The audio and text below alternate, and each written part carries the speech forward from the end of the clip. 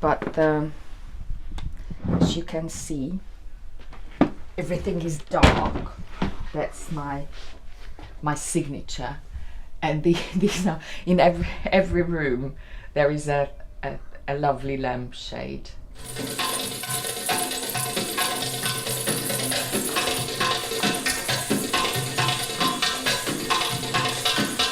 And then I'll show you the lampshade in the bathroom, and I will disappear in the bathroom for 5 minutes. Da-da! Wow. Now, how much did I pay for this? No idea. And do you know what this is made out of? Oh, did you leave the label on the side? Looks beautiful. Isn't it? Yeah, this big feature. Yeah. Imposing. So how much? If that was 65, now that would be 120. Okay. £9. Brilliant. That's my pièce de résistance. So what did you get? A second hand from the TK Maxx. Brilliant. We love them. Yeah, it was a one-off. Okay. Yeah. Otherwise you would have got one for each room. No, I have different shades in each room, but I would probably have gotten one for each member of the family or each friend, or as I do very often with my favourite books, I buy 5 of them and give them out. Okay, so I'll have a quick shower, and then I would come back to Brixton. I've got my son here, who's not normally here, so I don't know if you want to talk to him. He's very handsome.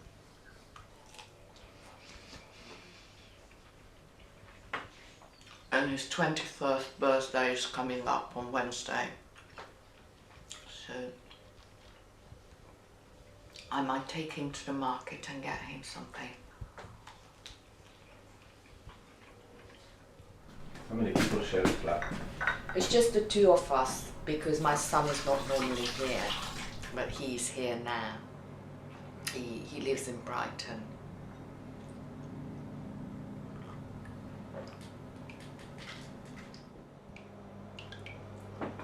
But it's, you know, it's not like I do that so I could dance, or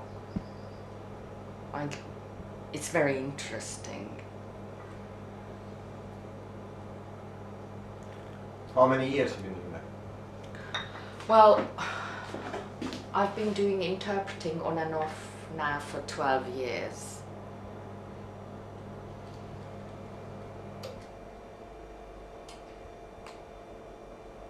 But this intensively, the court and police and things, only for 3 years. And I'm not sure whether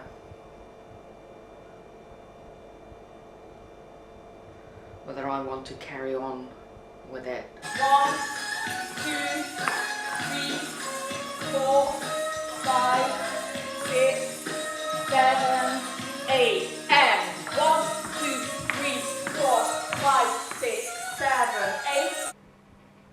And I think one of the, although, you know, when I first came, I really hated London, I hated England, because it was very hostile. It was really hard for me to make a living. It was very hard to relate to people, to study. Everything was very hard, not simply because, you know, I didn't speak English, but also because people made it difficult for me, because a lot of the time I got this attitude that if I aspired to something, even to have a job or go to university, the reaction is like, how you dare to aspire to something like this. You know, at university as well, they said, oh, it's so difficult even for English people to get into university. And I just think, well, so what? So what is the argument here? And a lot of the time the argument was that I shouldn't.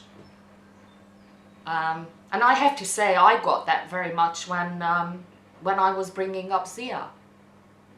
That the education system was extremely poor, and when I tried to push for the school to provide better for his educational needs, I was told that I was too ambitious for him. And, you know, he had serious problems with dyslexia and they didn't believe it. I could see that he had difficulties with reading and writing, and when I went to his school saying that, you know, the school ought to do something about it, they kept telling me that I was too ambitious for him. And I just thought, what, too ambitious? Because I want my child to be able to read and write. But to me, it was the same thing all over again what I experienced when I came here as a 22-year-old. You know, I went to very good schools in Hungary and I was a very good student, and it was for us natural to go to university. Nothing less was expected from us, and I came over to the West to do education over here. And when a university says to me, how you dare, I just think, well, what else would I want to do? And why wouldn't I want to study? And when they kept saying things like, you know, it's even very difficult for an English person, I just think, well, that's their problem. How does that relate to my ambitions or what I should be doing in this country?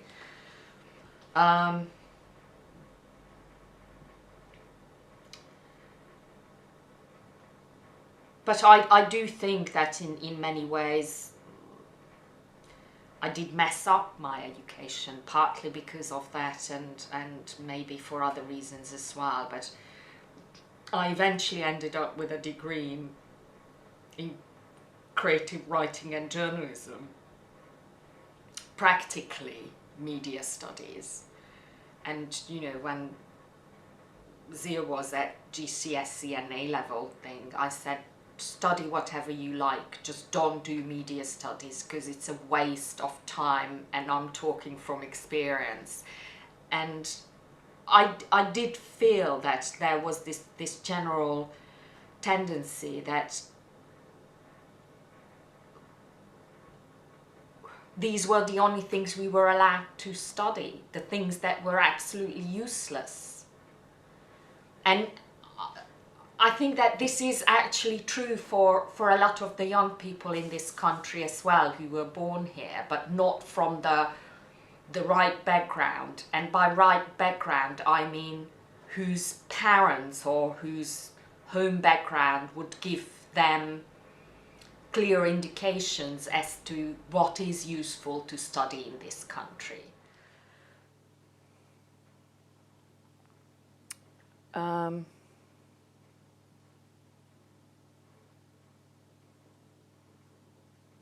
don't know, I mean, I do relate this a lot. And also, I mean, it's very ironic as well that I was taken onto several courses at two different universities at first degree level to study creative writing. But when I was there, I was humiliated constantly because my English wasn't a native English. And I just thought, well, you know, you accepted me onto this course. If you think that my English is not up to par, then give me the support.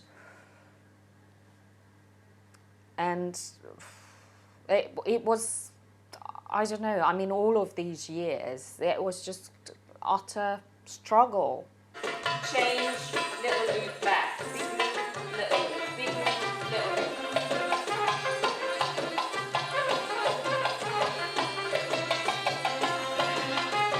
So just, if it's very difficult, just go for the circle, front, and circle back.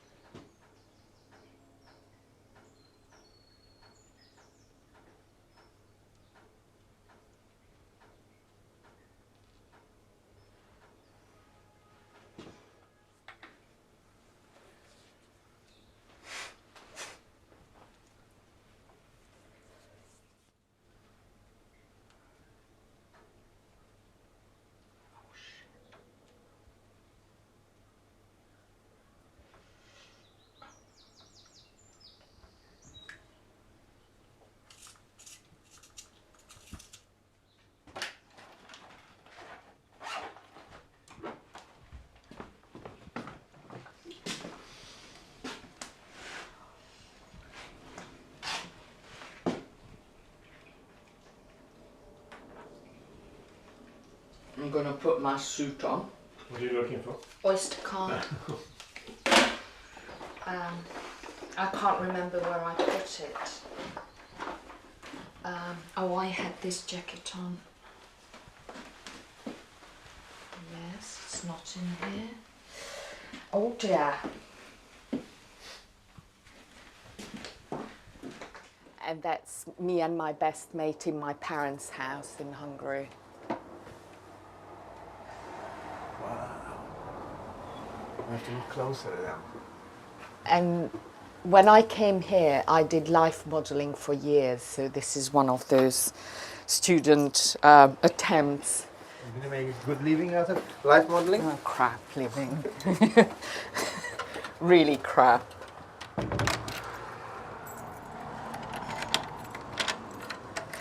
But you don't have to speak English for it. You know, a bit better than cleaning. This is our bus. And then this very important court where all the extraditions are happening is just a bus ride away as well from my house. It can be very last minute. And that's an annoying thing as well because, you know, we have financial commitments, but there is absolutely no guarantee. But on average, when I don't have a trial, then on average I have 3-4 days or slots of work.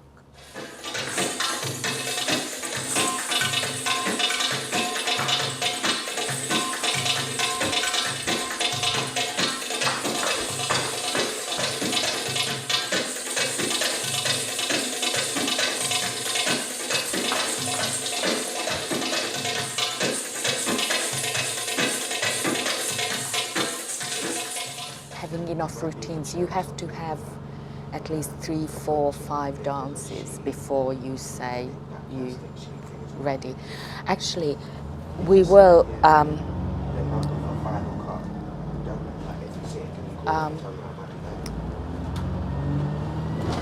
Brixton Market now organises Saturday mornings where you can do little artistic things. So we're going to do that as well, just as a practice thing. And I'm in the process of organising that. Maybe after lunch, after I'm finished at court, we could come back and go down with my son to the market, and I'll show you that bit where on Saturdays there are all this. It's fun, and it's very local, very Brixton. Hello. Én vagyok, tessék.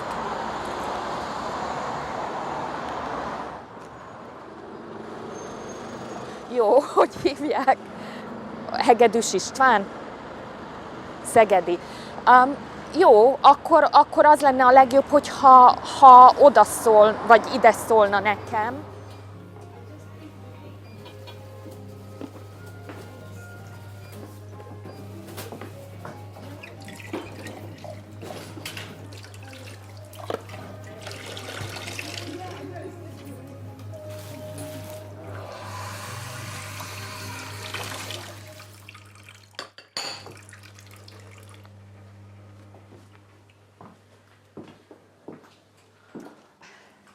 So I came in 83 on the 14th of July. Do you want cake? It's delicious.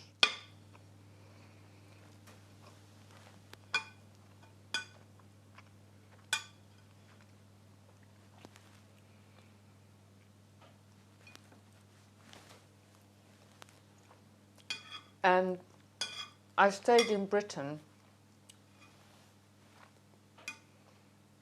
based on the whole idea was based on a false assumption. I didn't want to stay in Britain.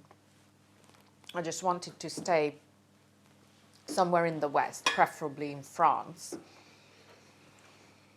And I thought that if I got married in Britain, then I would get a British passport and I could go and study in France.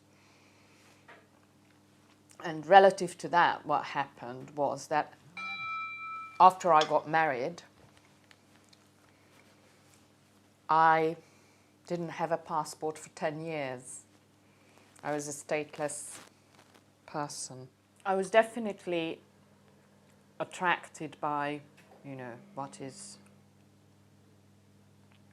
was a lot more permissive society, in the sense of, you know, you could say what you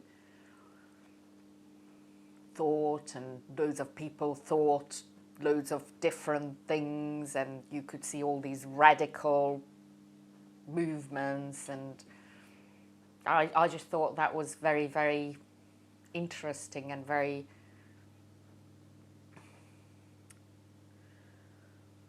lively relative to, you know, what was going on in Hungary. And I think it's still the case, you know. I mean, I still think that Hungary is intellectually, or, you know, in terms of how people think, is dead. It's in, you know, back in the 50s or the Middle Ages, or, you know, I mean, how people think about sex or the family or society. I mean, there is this big thing that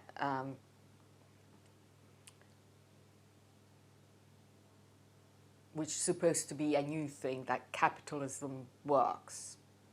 I mean, I don't believe in it at the first place. I never have believed in that. And now this is a new religion that whoever doesn't believe in that is an idiot in Eastern Europe.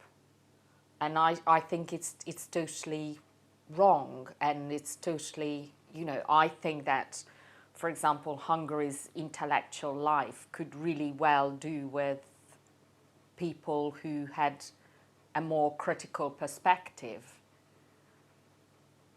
on the system. And I think that's really lacking.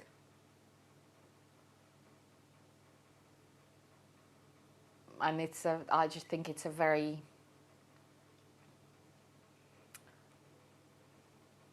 narrow and stifling culture, which was then. And I think that was one of the things I wanted to leave. People are extremely bigoted, very racist, homophobic. Sorry. Looks like the bank. Hello? Hello? Yes? I can speak to Eva. Speaking. Hi, Eva. It's James Atson calling from Vodafone. How are you doing today? I'm doing all right. But I've never been to the men's, but I think it's exactly the same.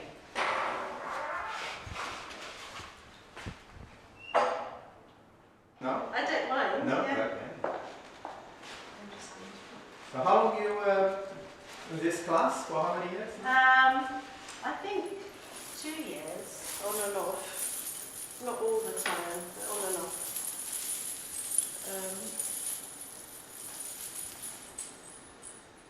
But I'm warning